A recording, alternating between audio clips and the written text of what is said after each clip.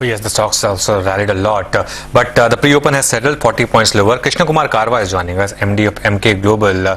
Krishna, good morning. Thanks for joining us. There's a bit of a global risk of once again playing out. Do you think it represents a fair degree of risk for our market considering the levels we are at, or do you think any dip would be a buying opportunity? Good morning and thank you for inviting me. I think currently what we are witnessing is a kind of basically investors are wondering whether we have reached some kind of top in terms of the market. So we are seeing that markets are reacting globally also to every small bit of macro news. Now, as far as India is concerned, I think yes, there will be some short-term aberrations that we will also see in terms of whenever global markets are weak. Maybe there will be some impact in our markets also.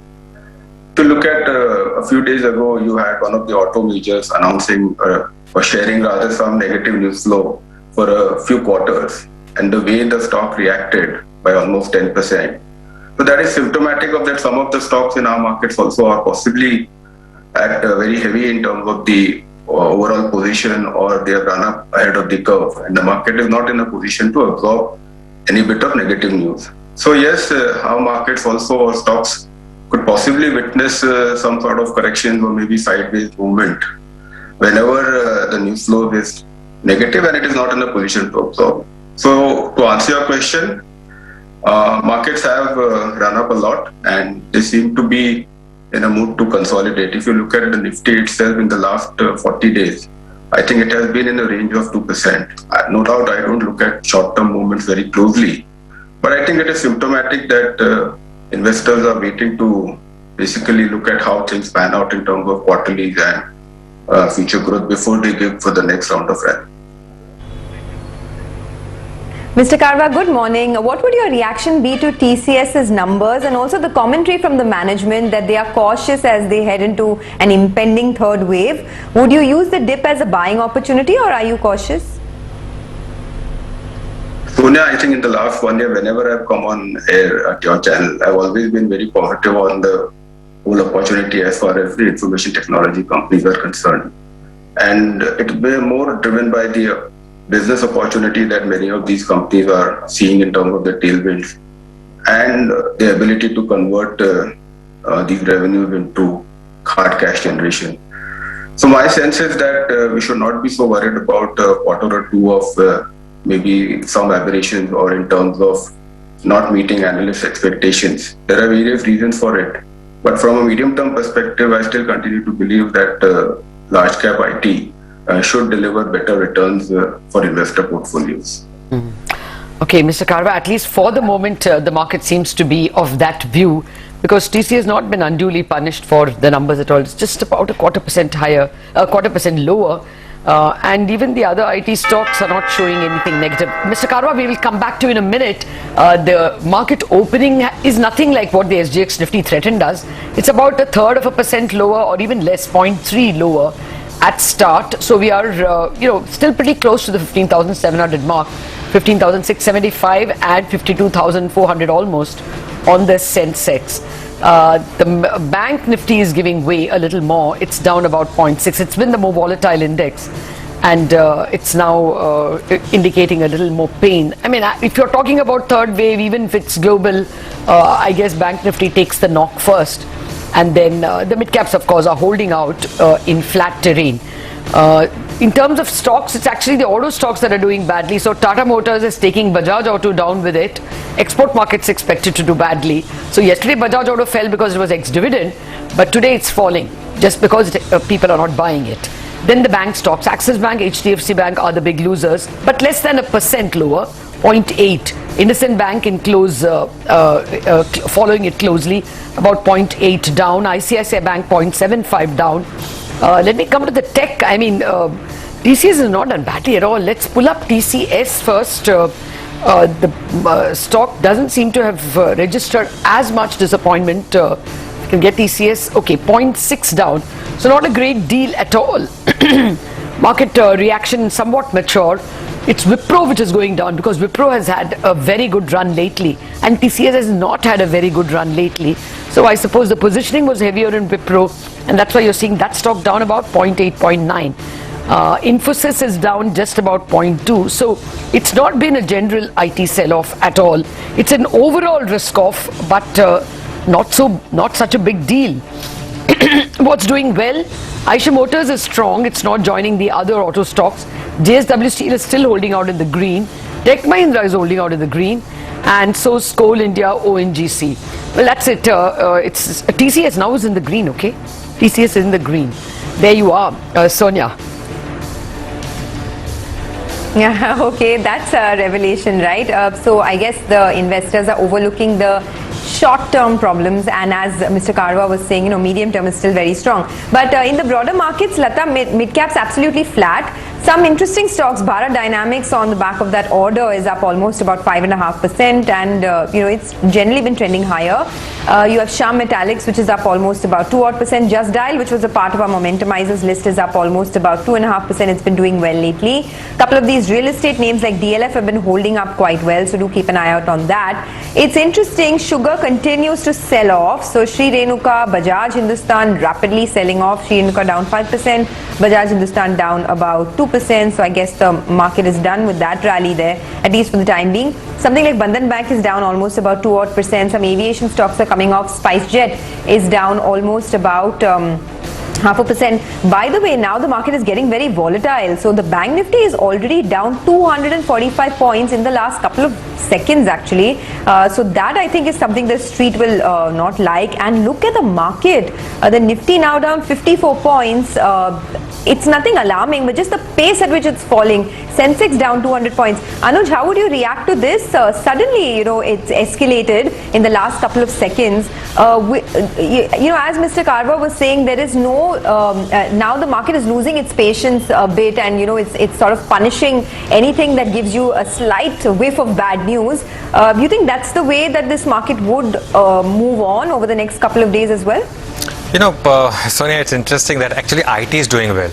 IT is the one pocket. Infosys, in fact, is now the top contributor on the way up.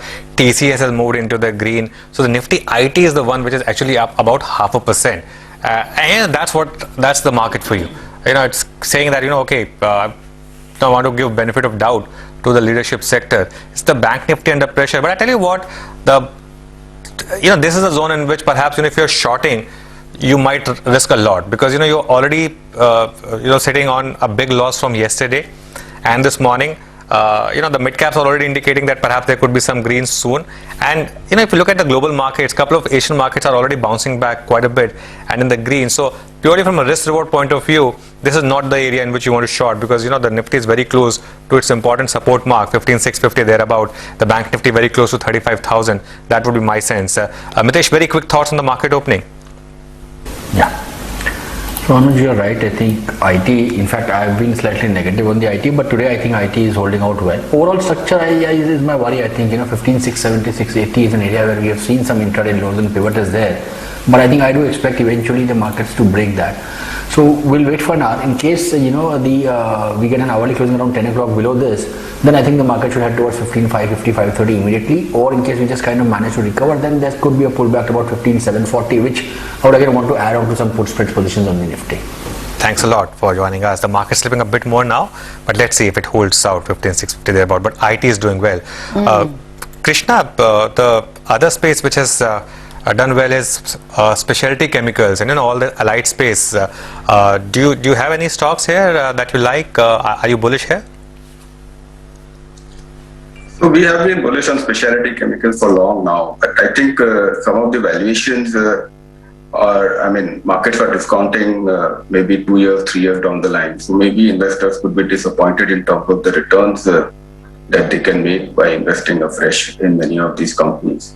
And also what I'm seeing surprising is that earlier it used to be that IPO used to get valued based on existing companies. Now we see a different trend that because some of the IPOs in a sector are valued at A, then the companies in the sector, listed companies, are getting revalued. So it's a very different environment that we are currently seeing. Okay. Mr. Karwa, what happens to commodities now? Is that theme more or less over, or is this a blip where you will actually latch on? I mean steel and non-ferrous. Yeah, so as far as steel and non-ferrous is concerned, I think what we are currently seeing maybe some kind of consolidation in terms of the stock prices and maybe also in terms of the overall actual prices of the commodities globally. But my sense is that structurally there is still a tailwind for the sector for the next 2-3 years.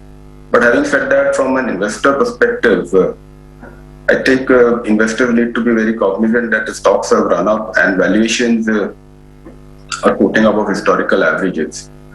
But having said that, I think most of the companies, at least in India, their debt reduction has been phenomenal. And if these kind of realizations, what they are enjoying and the profitability that they are enjoying, if it sustains for a year or two, then the balance sheets will look totally different in terms of the debt, etc. And the enterprise value itself should be reflective of that. So my sense is that they will settle at a much higher level than they have historically at the end of every cycle.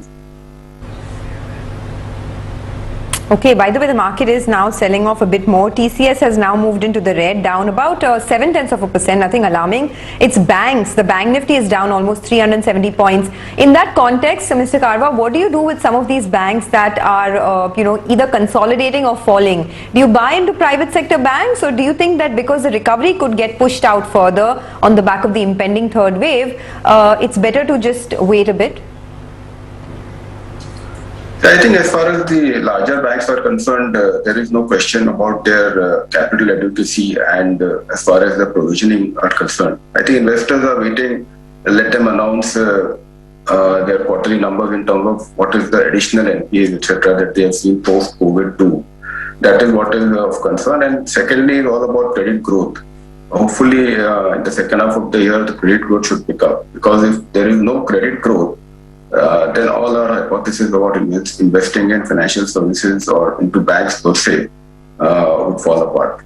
So currently what what we are witnessing is maybe a kind of a consolidation in the banking sector in terms of, or fear rather, that maybe the NPAs or fresh NPAs could be more than what has been factored in. Okay. It looks like the market is now having second thoughts, at least from what the US vibes are, or global vibes are. It's having second thoughts on growth. Mr. Karwa, now if you are given an additional 1 crore, how would your allocation be? Would it be more defensive, is my question actually. As I've been regularly saying that, too much of macros are injurious to investor health. So I think every day there will be some news flows in global markets about growth, unemployment, interest rates. I don't think so we can keep on changing our portfolio allocation based on such news flows on a regular basis. So I would still believe that, as I said last time also, is that one should have more than 50% exposure to global businesses, because global growth is strong. And you have seen already in terms of the performances of various companies who have a very good global exposure. My sense is that 50% of your portfolio should be positioned on global facing companies, be it auto ancillaries, be it IT companies, or be it pharma companies. So incremental money also will flow in that way. And domestic businesses also will continue to do well. So maybe a real estate or an EPC company. Okay. I think that's where the value are reasonable and the growth opportunities are there. Okay. Mr. Karwa, we will have to leave it at that. Thank you very much for joining us. I'll remember that too much of macros is injurious to investor health. That's a great lesson. But for the